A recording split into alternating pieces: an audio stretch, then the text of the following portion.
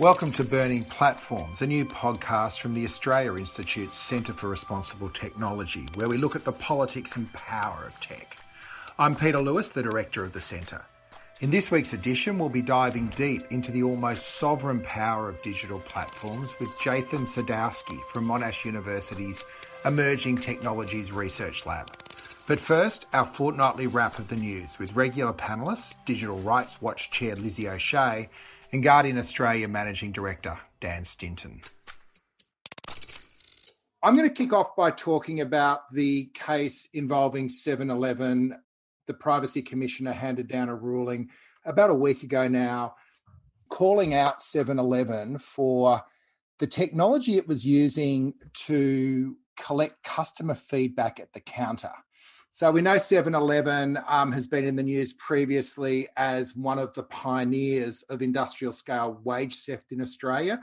A couple of years ago, big investigation, 4,000 workers ended up being paid 176 million in back pay. So they're obviously an organisation and they run a franchise model where they like to squeeze what they can out of their workforce. And I don't know if any of you have been into stores. Well, if you're in Melbourne, not recently, probably, but although happy Freedom Day to our friends in Melbourne. You go in there and you're asked to rate your experience, and you can do a smiley, you can do a medium level, and, a frowny, I guess you call the opposite to a smiley. What people didn't know was they were also taking photos, although I think there were signs up saying you are being monitored, but I don't know that sort of disclosure really talks for much.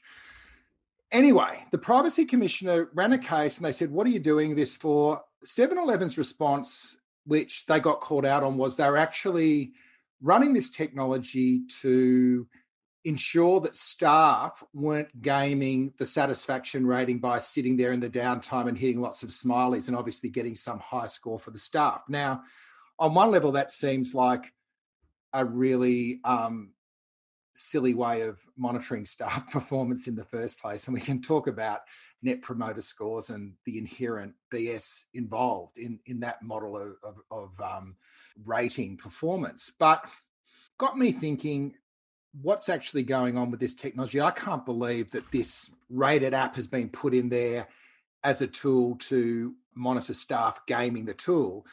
And, we've been talking quite a bit in recent times about facial recognition technology. And it seems that if you can get people to willingly monitor their own emotions and have a photo of themselves taken smiling, frowning, or looking neutral, you're actually helping to build this big base of insights to drive the next wave of facial recognition technology. So I smell a rat in all this, and I'm just wondering if the complaint on the Privacy Commission, which was totally a legitimate complaint, and the Privacy Commission said, you've got to stop doing this, whether there's something bigger involved in all this. So I don't know if that's me putting on a conspiracy theory hat or what, Dan, but I'm interested in your thoughts on this. And Jathan, if you've got any thoughts on this as well, feel free to chime in. Well, I might go first if you like, Peter. Yeah. I mean, I don't know if there's a conspiracy. I don't know if there needs to be a conspiracy to be deeply bloody concerned about this, though, right? I mean, I think the idea that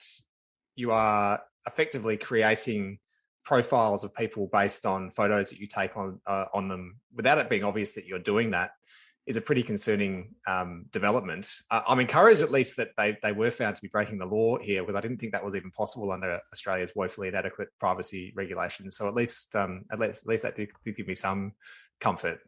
But the problem here is that you're effectively, what this technology enables is it enables you to create profiles of people which you can then be used to build out, detailed information about individuals that they mightn't even know is being collected on them. And then you can use that information for discrimination purposes or worse. And that's the problem, is that it's kind of like the problems that we've seen in the advertising market on steroids, whereby you're followed around the internet depending on what browser you're using or what app you're using. But now you're able to be followed around in the real world by all these cameras with facial recognition technology. So I think Lizzie's called for before a ban on this. I think that's probably the appropriate course of action, or at least you need to have a pretty specific reasons for being allowed to do it. So I wasn't hugely surprised. I don't know, but I suspect that there are lots of other large organizations that are doing this that we don't know about. I am aware of the centre group, the shopping centre group, having done some investigations into this historically. I don't know if they're still doing it. I'm not saying that they are, but I know that they have looked into it previously. So I think this is probably far more widespread than we realise, and pretty damn concerning. And I think it just demonstrates the point that we need regulation to make it really clear what is and is not acceptable. And putting a sign up in your window saying, if you enter this store, we're going to create profiles about you, should not ever be enough to allow it to happen. So that's my take. Jathan, what's the from where you sit? Is this a huge value add? The extraction of customer feedback in real time. I just think about it, and particularly the facial recognition. I'd just be staring into the screen trying to work out how the thing worked anyway. Yeah, I mean, I think there's a number of things here, and what Dan said, kind of echoing Lizzie, who is not joining us, but happy to. Well, she's just here actually, so she's going to jump in just a sec. But you go first. Perfect. There's a Mexican wave going on through the Zoom chat. Thanks, Nicole. I mean, echoing that call for a ban, though, the facial recognition is a pretty unique technology in the sense that there is a broad international consensus amongst many scholars, lawyers, policymakers, to say, like, this is a uniquely dangerous technology, that all of the uses for it, like all of the big use cases for it, are nefarious to some end, right? Like, and calling for a ban of this technology, I think, is no longer really radical. It's quite a mainstream approach to this. And that is largely because, you ask, what is the value add here? For a lot of these companies, 7-Eleven included, it's not clear that there is a value add. This is very much a kind of shoot first, ask questions later approach to a technology. It's saying, let's get this into convenience stores, right? The Financial Times had reporting earlier this week about school systems in Scotland using facial recognition in the canteens for children to pay for their lunches, right? And previous instead of to that, carrying around your change, you just Well, previous to that, they were using fingerprint scanners, and the justification they said for facial recognition is that it's about speed and convenience, right? But in my mind, when you hear a company or a school system or any institution say, the justification for a technology like this is speed and convenience, you should do a find and replace in your mind for surveillance and control, right? Like, that's really what's going on here. And it's about normalizing a technology that frankly shouldn't exist, but making it a kind of everyday part of our lives where, it's multiplying these checkpoints to get your school lunch, to go into the convenience store, to do X, to do Y, to do home quarantine, right? Exactly. You have to scan your face at all these different checkpoints, and it just becomes another normal part of what should be seen as highly invasive and unnecessary surveillance in society. Yeah. Lizzie, welcome. What's your take on the 7-Eleven customer feedback facial loop? Yeah, I would agree that it's an instance of seeking forgiveness rather than permission, which too often is the way in which these new kinds of technologies are rolled out.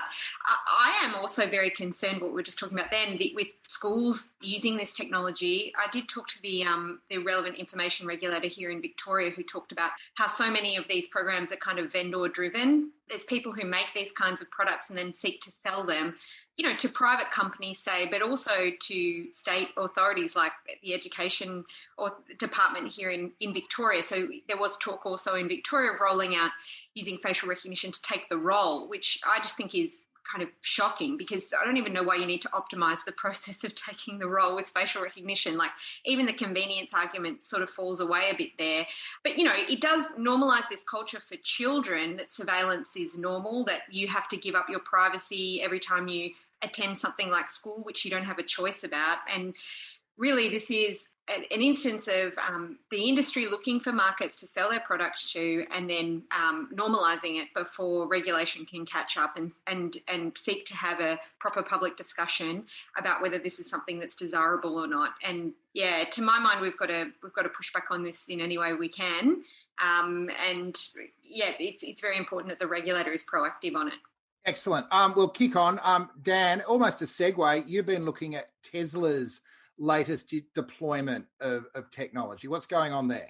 Yeah, so this is a really interesting story. So Tesla offers or has offered a car insurance policy in California for some time, I think on sort of a testing sort of level, which they're now rolling out in other states across the US. And it's interesting because it's an insurance policy which Tesla owners can sign up to, where premiums are determined based on Tesla's recently launched safety score. So this is an artificial intelligence grading system. It scores drivers based on 5 factors. They are forward collision warnings, hard braking, aggressive turning, unsafe following, and forced autopilot disengagement.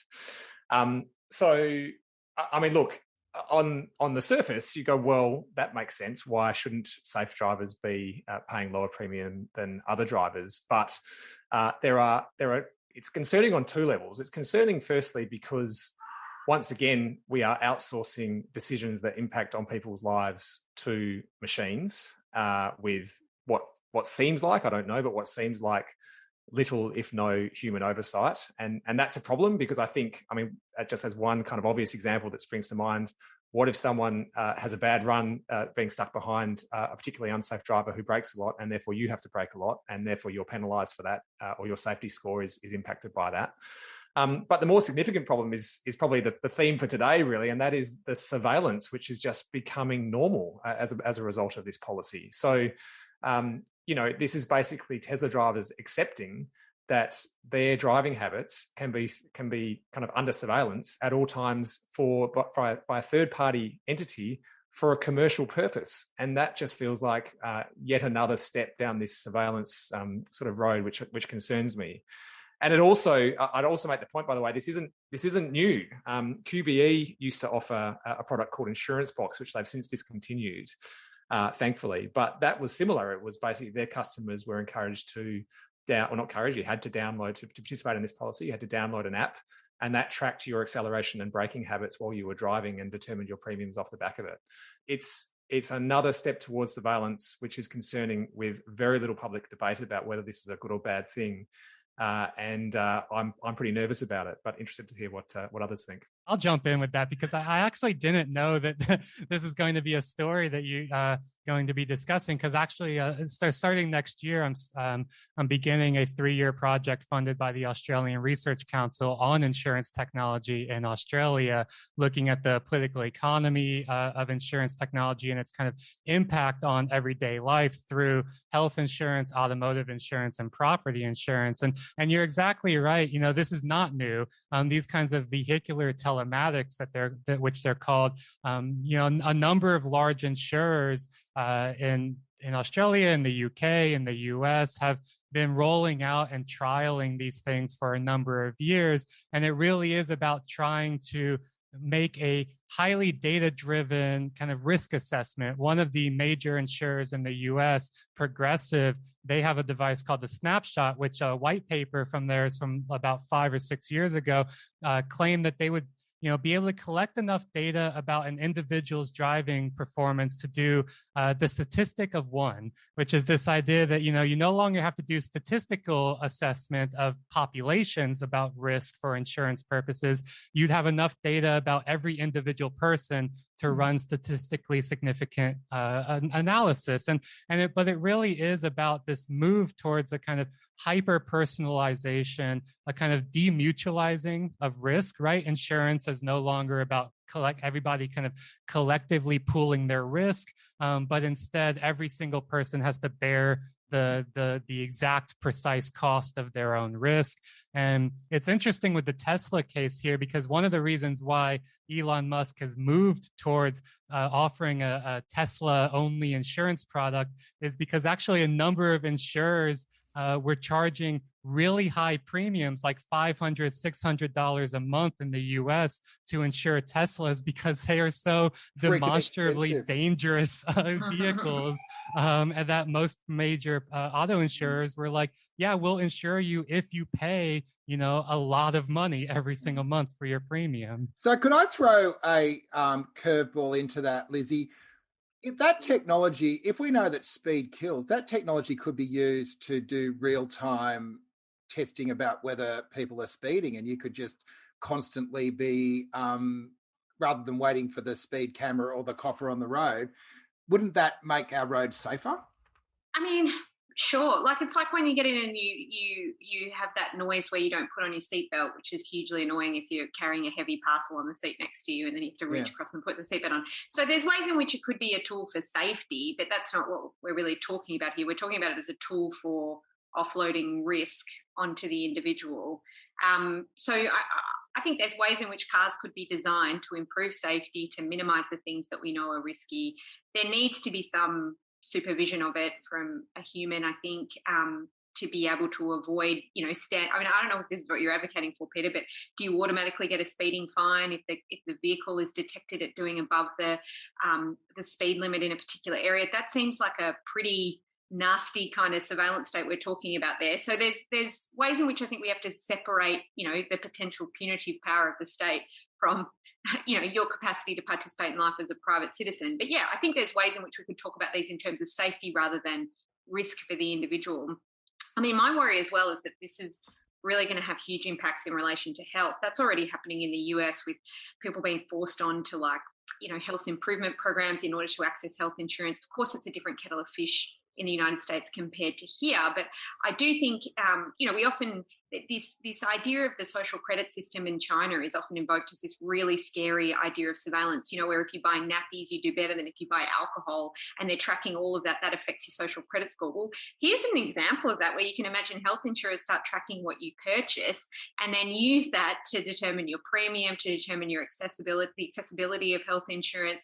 And then your whole life becomes this thing to be observed, data to be collected about you that determines various very important things in your life, which I think is not really compatible with democratic society, personally. I always think about a quote by a legal scholar, I forget his name, but he described insurance as the most powerful, pervasive, and ignored institution in society because of the way that all the reasons you just laid out there, Lizzie, that insurance companies can have quite drastic influence over our behaviors, over our access to services, because it's not the state. And they're able to do a lot of things that the state is not able to do, and wrap it up in things like premium pricing or policy conditions. And, it's all about, well, if you want insurance, then you have to do X, Y, or Z.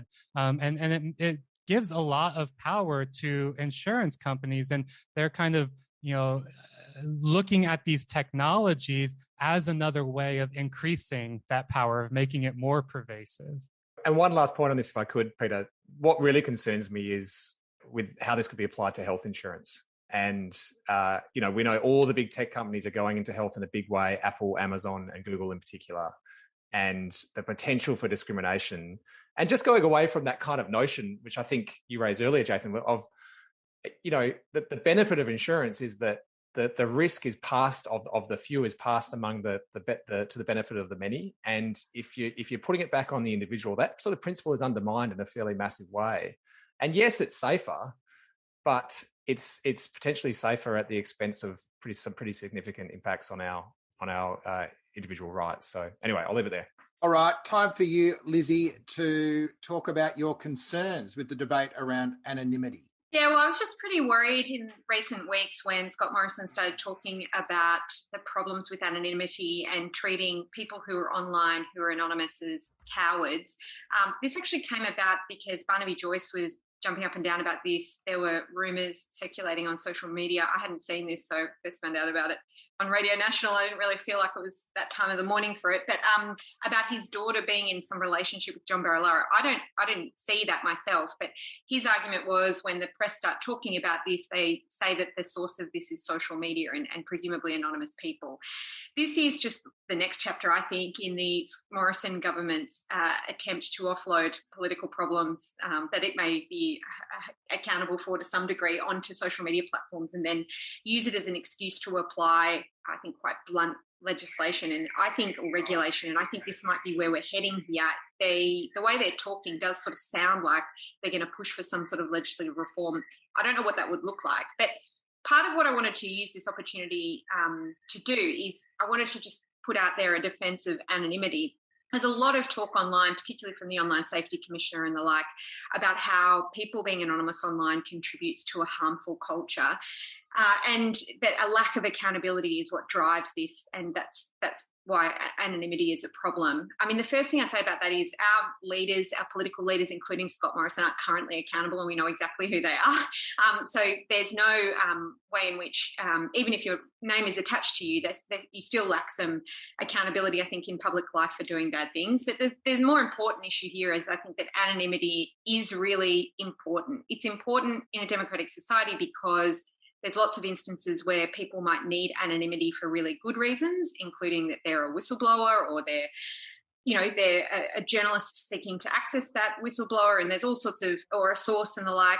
There's all sorts of other reasons why you may wish to have an account that isn't attached to your name because you're concerned about your safety and well-being from other people in your private life. That's a legitimate reason to have an anonymous account, in my view.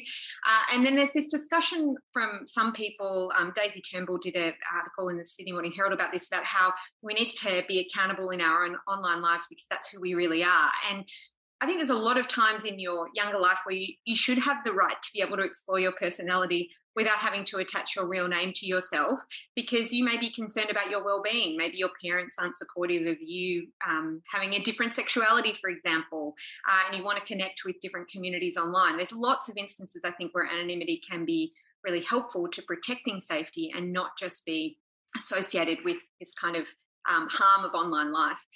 There is a bit of research about this. So Sam from Digital Rights Watch published a great article in Overland about this, talking about how also research doesn't suggest that a real names policy really undermines online harm or things like disinformation. And it's not to discount that there is a problem with harm in online life, but I think we should be really careful here about slotting into line behind people calling for an end to anonymity for a variety of really good reasons. Dan? I think I disagree with you, Lizzie, with some nuance. I mean, I accept that requiring, for example, as some people are advocating, as I think, and which I think has merit, that all of these social media accounts have to be tied to a real identity, comes with trade-offs, and you've rattled through a few of them, and they are real concerns. I just think, though, that that's a lesser evil than the circumstance that we have now. If you look at sort of the main sort of large social media platforms, I think the worst of them is Twitter, where you probably have the largest number of fake accounts, or not necessarily fake accounts, but anonymous accounts, and it's just often a sewer of debate. Then you get to Facebook, where there is, yes, still tied to identity, but there are still obviously significant problems there. And then at the other end, you have LinkedIn, which is tied to identity and also which is tied to a person's career. And the discourse there is far more civil than the other two. And sort of Facebook sort of sits in between the two of them, if you like. I think there's ways around this. I mean, I think at the very least, you need to, all of these platforms, if you're going to be saying something publicly, particularly something which could be defamatory or hateful or whatever else, that the platforms themselves at the very least need to know who you are, even if that is not something which is made public. Although I have a bias towards every public comment from someone that has to be tied to an individual's identity. I think there's ways around solving these other things. I think that, if you wanted to remain anonymous and be a whistleblower, there are ways of doing that quite easily with mainstream media. I know I always defer to that, but I think there are ways of doing that which would make sense. You can easily get information anonymously to journalists now. It's easier to do that now than ever before. And also, I think there's potentially an opportunity for there to be different personas. You could have one entity with different personas whereby you discuss different things. And I think that's also a potential solution to some of the problems that you mentioned earlier. But all right, Will, what do you think, Pete? So I'm not going to say I sit in the middle. I think that the idea that you need to particularly if you think of ourselves as civic and political beings, we should be allowed to have opinions and express those opinions without having to wear those on a long-term digital footprint. And I think particularly young people should not have to carry their digital footprint with them for life. But I have also got concerns that our friends at QUT who look into disinformation and orchestrated disinformation show how fake accounts are weaponized to effectively drive the momentum that creates false narratives or dangerous public health narratives. So I also note that I don't think it was one of the many now Facebook whistleblowers was raising the issues that the way that some leaders, despots, some dictators have also used that sort of massive fake accounts to create the waves that then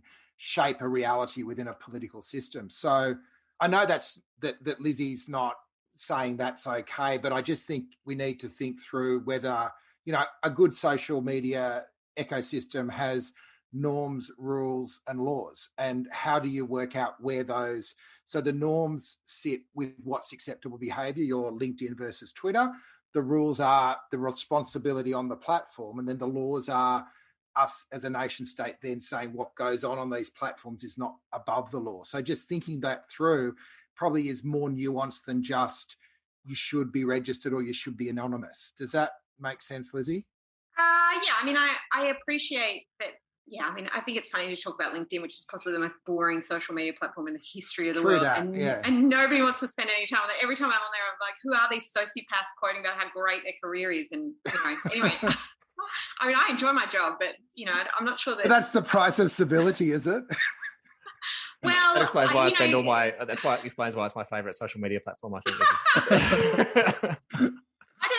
I think that's talk about being an authentic, real person. I'm not sure that's the people on LinkedIn are authentic and real either. I mean, how do you have discussions about controversial topics? And, I think it's difficult to think of a way in which you could introduce a law, for example, if we're going to take your kind of framing up, Pete, that would capture what the problem or limit the harm without also compromising a lot of the things that we think probably are necessary, or you and I at least seem to be in agreement on.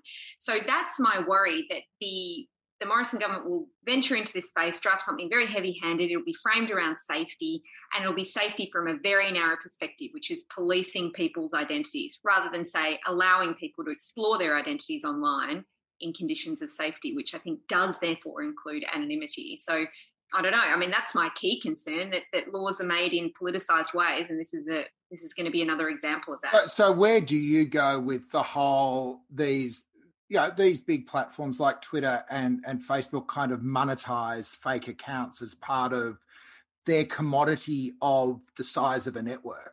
Well, let's talk about that problem properly, because I agree with you. There's been instances where social media platforms have been used and hijacked by large numbers of essentially fake accounts to do political things. And an example of that is Myanmar, where essentially the military took over all these kind of social pages and essentially talked about instigating genocide. That's a really serious problem. I don't think that's quite the same as people in the example that Scott Morrison was talking about, accusing or whatever, circulating rumours about politicians and their family members.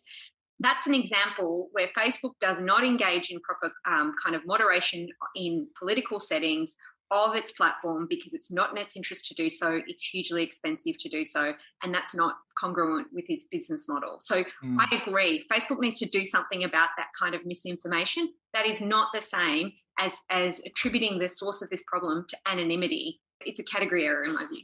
There are two problems here, though, aren't there? I mean, I think... Isn't one potential solution here, though? Couldn't one potential solution simply be, let's assume for a second that we can trust the platforms to treat all of our personal information as private and secure. Let's just go with me on that for 1 second. Couldn't a solution to this be, at the very least, the platforms need to know who you are? So you could still have freewheeling debate and profiles which aren't necessarily publicly tied to you, but it would at least prevent individuals from saying some of the worst and most defamatory things which are so often said on these platforms, in the knowledge that if some of these reforms in a more nuanced way come through from the government, that you would be able to be identified if you at a push if you were to say something which is completely unreasonable and illegal, and you'd be able to be traced back to that. Isn't that sort of a middle ground that could potentially solve a lot of these problems and at least make the discourse slightly better? I mean, maybe, but yeah, that's sort of what they did with Witness K. They tried to find somebody who'd said something that they thought was illegal, and they've targeted that person. I mean, I agree with you. But Witness K is one example which is pretty extraordinary. I mean, I'm more concerned with just the everyday discourse that happens because people know there's no consequences to whatever they say online. Yeah, but do you think that's what this would be used for, a potential law to strip people of their right to be anonymous? I mean, I think this is difficult to articulate in the abstract of that proposal, but I suspect their motivations are to deal with people like that rather than the people you're describing personally. I mean, I think there's other ways to deal with that kind of online harm, like structuring how these platforms are designed. You know, we've talked about Facebook and how one of the key determinants of harm on that platform from a design perspective is the share button. So let's talk about that instead of anonymity, in my view. Let's talk about what the problem we're trying to solve. And I don't think the problem we're talking about now is the same one that the Morrison government is trying to solve, personally.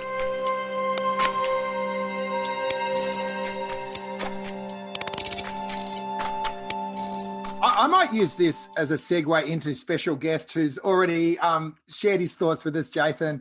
And what Dan actually raised was almost kind of one of the things we were keen to explore with you, which was almost the social media platforms as nation states. So Dan was kind of talking about citizenship of the nation state of Facebook, and then you can once you're a citizen, you can do what you like on the platform because there'd be rules and norms and, you know, in a perfect world anyway. So your starting proposition that just really jumped out at me this week on Twitter was digital platforms are becoming more like, or trying to become nation states, while nation states and governments are trying to become platforms. So do you want to unpack that a bit and tell us whether that was just, you know, a thought bomb or something you've been going through in some detail, and then we can jump off from there? Yeah. Twitter is the only social media where I do have an account. So I like to get down in the muck, Dan. By the way, I love Twitter. I mean, in all seriousness, it is actually my favorite platform, but it's frequently a sore. Anyway, keep going.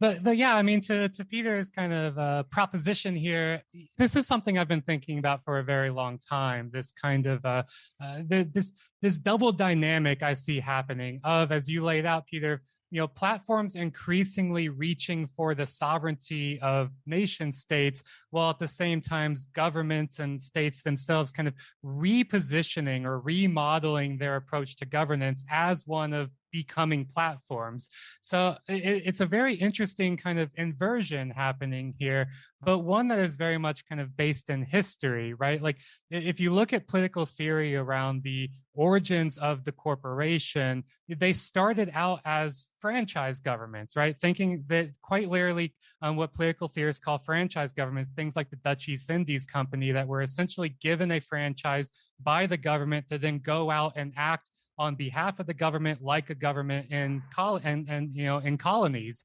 Increasingly, the impetus here towards these kind of large corporations to metastasize into world powers has always been there, but it has been one that has been kind of carefully bound, right, to limit that ascension to full sovereignty, to fully kind of meet the state on the in the arena of power.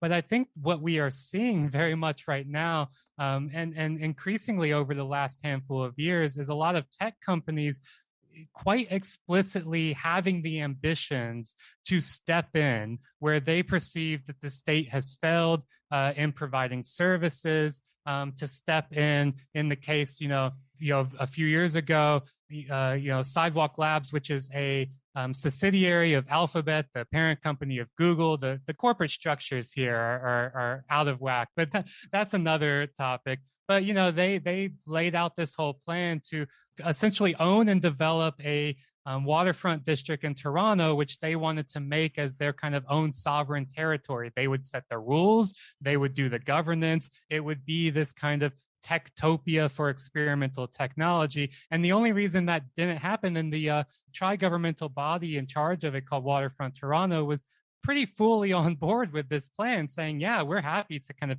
hand over this territory and the governance of it to this company. And the only reason it didn't happen was because of massive public pushback by community groups there, saying we don't want a platform, a tech company to step in and have all this power. Now, Sidewalk Labs blamed it on the pandemic and the deflationary real estate prices and all of that. They would never admit that the public could actually step in and hold them accountable. But this is not anomalous. This was more of a test case. And, the Twitter thread that you're referring to, Peter, was really raised by some reporting again in the Financial Times about this platform called Doctolib in France, which has really kind of stepped in as an intermediary between France's very robust public healthcare sector, which has for a very long time kind of been hesitant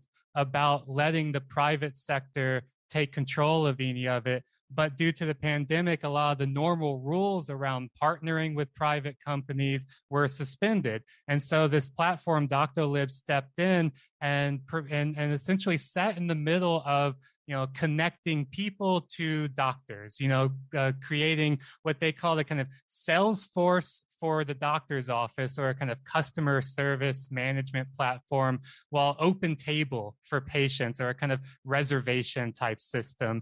And they grew wildly by skimming off a bunch of value from essentially stepping in and providing a service that the state should have been providing.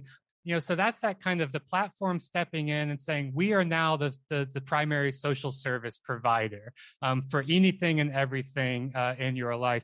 But at the same time, the French government was quite explicitly saying, this is part of our ongoing approach under, the presidency of Emmanuel Macron, who came into office saying he wants to make France into a startup nation. And it's under this governance model that they call the state as a platform, where we can start thinking about it as essentially a political philosophy of governance that takes serious the premise of, what if instead of a government, we had Amazon Web Services, right? Essentially, the government, the primary responsibility of the government is to provide the infrastructure to do all of that unglamorous, unprofitable, kind of boring stuff of infrastructure provision for tech companies, who then step in and provide social services for the public. So it's a very interesting kind of approach that's happening all at once, of states ready to cede sovereignty to tech companies, while these tech companies are very eagerly ready to accept that sovereignty. Because, ultimately, I think that they think, rightfully so, that there's a lot of power and profits to be garnered by being the primary service provider in society. Yeah, I find that really interesting, particularly in the context of one of the things that I'm really enamored of, which is to rethink the ABC as a civic platform. So I don't know where that fits into your analysis, but it's not handing over the engagement to corporations. I think that's the bit where government needs to stand up and actually play the role that we created it for. Yeah, and there's kind of what some scholars call kind of anti-politics, right? Where it is very much the politics of the day is an anti-politics. It no longer conceives of these obligations and responsibilities in terms of politics, in terms of things like democratic decision-making, public accountability, obligations to the citizenry and inhabitants of a nation state, but more so about the politics has been replaced by economics, right? It's about what kind of economic goals is the nation state, the government, kind of primarily in charge of promoting, and how do we achieve those goals? All that kind of nasty stuff about political responsibility and the obligations of a governing institution fall away in regard, rather instead replaced by a kind of market mentality of how can we help to construct markets, such as by providing infrastructure for a tech platform provided services, and how can we kind of maintain and organize those markets so that they don't fail, so that they don't go under, so that they remain profitable. In a lot of ways, this is, the tech industry is I think a quite remarkable and influential area where this is happening, but certainly not the only place where this is happening as well. We can see this very much with like the real estate sector as well, where the government for a very long time has kind of seen itself as a mandate of maintaining the real estate market, ensuring that real estate prices continue to go up and up forever. This is all part of that kind of subjugation of the economic, the ethical, the social to economic mandates. Lizzie? Yeah, I mean, I was going to say I spend a lot of time thinking about Uber because that's my day job. It's, I've got a class action against them, and I think I probably know more about the company than most people. But one of the things I was going to say is, it's interesting to watch Uber do this, where they have offered a service outside of regulations, and then now in Sydney, you can use your Opal card in an Uber, and we're, I think, one of the few places in the world where that's permitted. So they've come forward as a private provider of a service that then have integrated into the public infrastructure that already exists, even though I would argue that they're two different things. So it's like a privatisation of public services. But the thing I wanted to talk about is, like, there's companies like that integrate themselves into the provision of service that you'd normally expect from government. But there's also companies like Palantir who occupy space that's created through the de-skilling of the public service and this long decline through neoliberalism over the last 30, 40 years, as we've stopped seeing government as a place that produces things or that has a lot of knowledge and capacity to make and respond to make things and respond to world events. Instead, we see them as a husk that's there to serve the private sector. And, a company like Palantir makes a huge amount of its money from coordinating data analytics across different sectors and, perhaps directly, but probably more indirectly, also ending up creating public policy through, essentially making decisions in a private setting about how to analyse that data. And I wondered if you thought that was a correct way to kind of talk about these platforms, because in some ways, when we talk about a platform, it can mean lots of different things. And I just sort of wanted to tease that out, Jathan, if you had thoughts on that.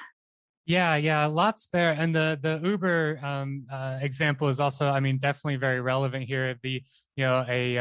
A pretty high up bureaucrat in France's health ministry, and this is in this Financial Times article from earlier this week, wrote a book a few years ago called "Let's Uberize the State Before Someone Does It For Us," right? Which is a very funny kind of ultimatum there, right? Of essentially putting a gun to your own head and saying, we have to become a platform, or because if we don't, someone is going to pull this trigger for us. So I'd rather pull the trigger myself. But the case of like Palantir and I think in large part understanding like what is a platform is part of this as well. And it is a very kind of nebulous terminology, but in my work in trying to understand the kind of political economy of the platform, like how does this business model actually operate? For me, the best analogy is one of it's not something new and unlike anything we've ever seen before, in the way that a lot of the kind of tech evangelists tend to say around disruption, right? Nothing has ever been like this and it'll never be the same after. But for me, platforms very much fall into a long tradition of rentier capitalism, right? It really is about becoming an intermediary, about putting yourself in the middle of some kind of economic activity or social interaction and collecting some rent out of that by controlling access or mediating access to some service or some form of connection, right? I always think about Zuckerberg a few years ago in one of his many congressional hearings, when asked why Facebook is not a monopoly, his defense of it was that he sees all forms of people connecting with each other as a competition to his business model, right? And we saw this with like the Wall Street Journal's Facebook file reporting, where people at Instagram were talking about how can we get deeper into the play date market, right? You got all these kids and they're having play dates and they're not using Instagram for these play dates. How can we cut off a piece of that competitive market? So, it is this idea of all interactions, all activity must be made open to a platform stepping in the middle of it and collecting some rent out of that, not necessarily by creating any value or doing anything productive, but simply through ownership of some form of access to something else. And so I think that's a way to understand this platform model and how a lot of these X as a service or Uber for X type of business models really operate, is essentially how do we get in the middle of something? And that's where I'm seeing a lot of this, what I was talking about before, the kind of state acting like a platform and platforms acting like a state. Is this can't happen with, ultimately without both of those parties agreeing to play ball with each other. The markets are not found in nature. They're created by the state, and they're created by corporations. And I think this is a case of a market being created. And what you're talking about with like Palantir and the kind of de-skilling of the public sector and the capacity to actually do these things in-house is ultimately another form of creating a market. Of saying that this is that very much falls under that neoliberalism of outsourcing, privatization, austerity, public-private partnerships. But I think it even goes further than that. This kind of state as a platform model, for me, it's not just about privatization or austerity. It really is about a kind of fundamental reconfiguration of what the state's primary responsibility is here. And I think, we can call it neoliberalism 2.0 or something like that, but it's not only just the same thing as, Thatcher Redux or Reagan Redux. It's taking on a different shape, in part because I think that a lot of the leaders of this, the Zuckerbergs and the Bezoses and so on, have a lot more ambition than to simply provide a service for profit. They also want power. They want power in society, and they see themselves as equal to the state, and in some forms usurping the state beyond the state. Isn't it also, though, Jathan, a problem that we didn't see as a society really the internet's potential, and so outsourced it to private companies from the beginning? I mean, that's half the problem with it. And then it's accelerated by governments making decisions and picking winners in a way by saying, well, Uber is, you can use your Opal card in your Uber now, and therefore they're almost becoming the indispensable transport application that is embedded with the state. But I mean, as I see it, though, there's potentially two remedies to this in some way, and that is that, number one, there's more things like what you're advocating for, Peter, whereby the ABC takes on a role as perhaps providing an alternative social media network that isn't just about profit. And I think it would be helpful if there was much more debate around what that could look like. But two, as a relatively blunt instrument, but nonetheless, I think one which is long overdue and really effective, is I just think to reduce the power of these companies effectively taking on the role of the state isn't just breaking them up and making them less powerful a really easy, well, not easy, but a solution to this. I mean, isn't half of the problem. I mean, the problem with Google taking over that particular element of Menlo Park or whatever it was, I mean, they're just such a massive company, and forcing them to divest out of DoubleClick first would be my pick, but then also YouTube and the 1,000 other things that they own. Doesn't that then just at least go back to the sort of Brandesian school of antitrust, which would mean that it gives a space for the state to play a more active role than it's currently able to? Isn't that a potential solution? I mean, I'm an advocate for antitrust. Absolutely, I think antitrust is a big hammer here that we've just kind of left laying on the wayside, and definitely need to pick up again. And I don't feel heartened by many things, but I am heartened by in the U.S. Federal Trade Commission, which is the kind of big government watchdog and regulator for the market and competition under its new chairperson, Lena Khan, very much has big tech in the crosshairs, very much saying they're too powerful. They no longer are powerful actors in the market. They are owners of the market. And that is a problem.